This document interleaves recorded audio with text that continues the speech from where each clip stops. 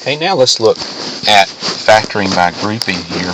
Now, we're not, in the first two examples here, we're really not going to look at actually factoring by grouping, but it's just sort of something here that this is going to get us ready to do that. Now, I want to look at the first two examples sort of collectively so you can sort of get an idea here.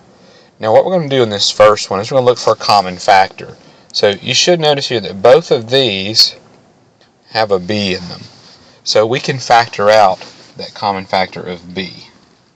So we can get b times, and then what would be left over here would be x minus 2. Okay, so we had a common factor of b, and we factored that out. Now, the next example here is just a more complicated version of that.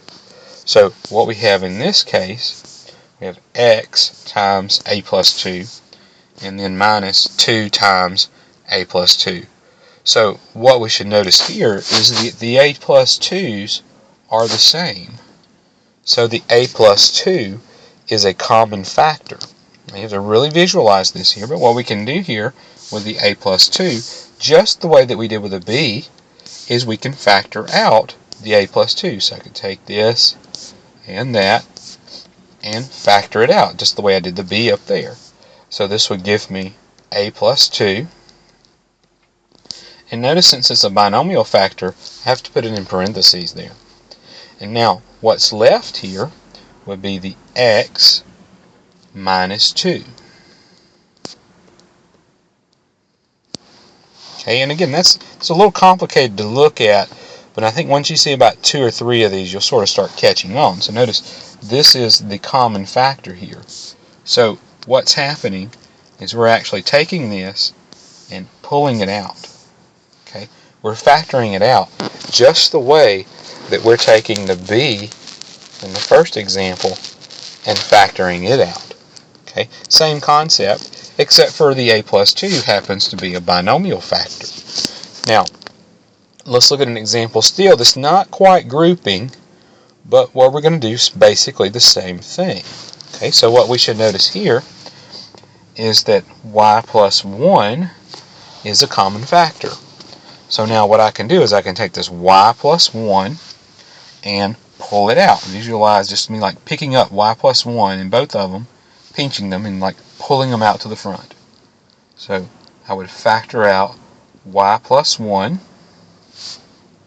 and now I have left a minus b there. Okay, and even though if you don't really understand what's happening, you can kind of tell all we're doing is we're writing that first since it's the same, and then we're writing down what's left over right here.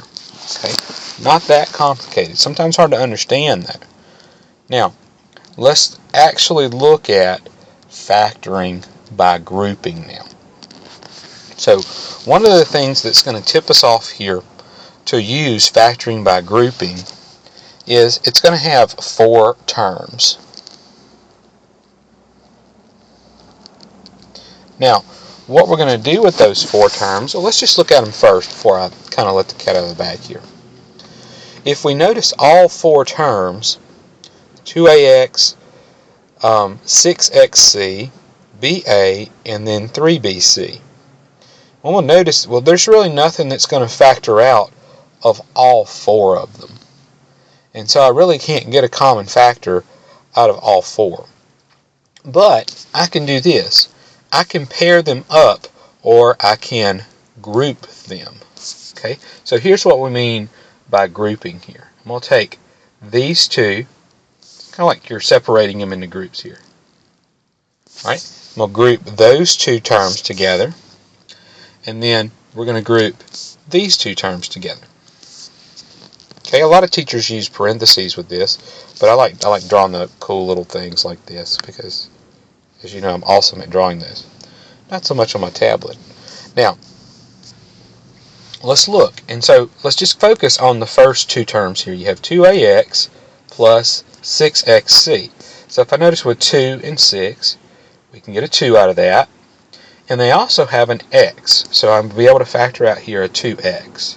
So we'll get 2x times, now 2x times a would be 2ax, and then 2x times 3c would be 6xc. Okay, now the second group, we're going to do the same thing. Okay, we're just going to factor out something out of just those two terms, not all four, but just the third and the fourth term, the last two terms. Now, so we look at BA and then 3BC. Notice we can't get a number out of there, but notice that they both have a B, so we can factor out a B. Now, what's important in the second group is to always factor out this sign when you do that. So I'm not just going to write a B, but I'm going to write a positive B. And again, that is essential that you write the sign that goes with it.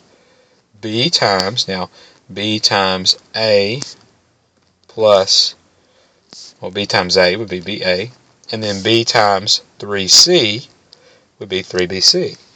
Now, here's sort of where the magic happens with grouping. We've already done the grouping, now here comes the big factoring step. If you notice here, A plus 3C is a common factor. So now this is kind of like the example that we had here where we had y plus 1 as a common factor. And so that's where I know that grouping is going to work, is because these two factors here should come out to be the same if it's going to factor. So now I can pull out that common A plus 3C. That's the common factor. And now what's left over is 2x plus b. And that's it. Now, a lot of students ask me here, well, could I do the 2x plus b first? Yeah, absolutely. Okay, so since you're multiplying, that is perfectly okay. So if you wanted to write this answer as 2x plus b times a plus 3c, that would be perfectly okay there. Right, let's look at some more examples here. And the thing that really concerns me about this is not really the common factor thing or, you know, writing it in the right order, but really the most thing that bothers me about this with students is this sign right here. Again, this sign has to be factored out, okay? And when it's negative, it's really going to make a difference here. We'll get to one in a minute that's negative. Yeah, this one has a good negative on that third term. Now, so again, let's group them, just like we're going to give them like a fancy mustache here. Okay, and again, you know, you could use parentheses around them, but these are so much cooler. Now, out of the first group, notice they have a common factor of y. So we'll say y times, now y times x plus 4, okay, would be xy plus 4y. Now, in my second group, again, focus on that third term on the sign here. Sure enough, we could factor out a 2, but we're not just going to say a 2 here. We're going to say a negative 2. Now, what's going to happen when I factor out the negative 2 is it's going to change the signs now. So this will leave me with x, and then it's not going to be minus 4, but it's going to be plus 4. Because when I factor out that negative, notice it's changing the signs on the x, and what was previously the 8 is changing to a 4 because we're taking a 2 out of it. So notice it this way, you know, negative 2 times x is negative 2x, and then negative 2 times positive 4 would be negative 8. So you see that sign is essentially here. You really have to factor that out. Now, from here, it's not that bad. Notice again, another reason why we had to really factor out the negative is so this could say x plus 4 so that they would match. Okay, and that's really the reason for factoring out the negative. Now, let's pull out the x plus 4. That's the common factor. And then we have y minus 2 here left over. And now I've got it factored. Let's look at a couple of more. Okay, notice this one just has a bunch of variables to it here. So let's start off with the ax plus bx. And then this one, because notice, and there's nothing really we could factor out of all four. So in the first one here, we could factor out a common factor of x. So this will give me x times a plus b. And on this one, notice they both have a y. Now notice here, this is negative again right here. So I'm not just going to say y. Always say like positive y or negative y. Say a sign with it. And so in this case, since this is negative, I'm going to say negative y. Now, that's going to change the signs on this. So this will be a positive a and then plus b.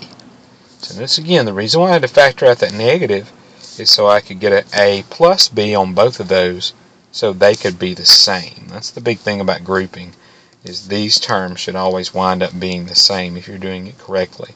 Now, let's pull out the common a plus b.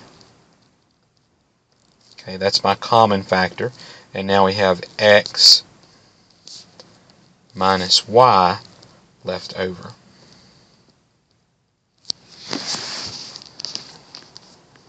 Okay, let's look at this one now. Now this one's a little bit different, and sometimes you encounter this, especially with the last two factors.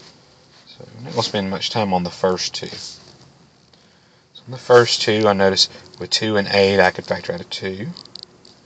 And let's recall with our variables, the least common factor here, greatest common factor is the one with the smaller exponent. So I can factor out an x squared this time. So let's see, 2x squared times x would be 2x cubed. And then 2x squared times 4 would be 8x squared. Now, when we look at the third and the fourth term this time, we're going to notice if all you have is x and x plus 4, there's really not anything to factor out. I mean, other than 1, they don't have a common factor. So if you can't think of another factor other than 1, well, you just factor out 1. And this actually happens kind of often here, where a lot of times the third and the fourth one really don't have a common factor other than 1. If you think about it, 1's a factor of everything. Okay, so if you can't think of anything to factor out, you factor out either a positive 1 or a negative 1. Now, since this is positive right here, I'm going to say positive 1. So if I factor out a 1, 1 times what is x? Well, 1 times x is x. And then 1 times what is 4? 1 times 4 is 4. Okay, it's really important here to put that 1 there so that you're going to have something to go with that 2x squared in a minute here. So now notice, get that magic happening with that x plus 4. It always comes out to be the same there. And so we get a common factor of x plus 4. And then we have 2x squared plus 1 left over.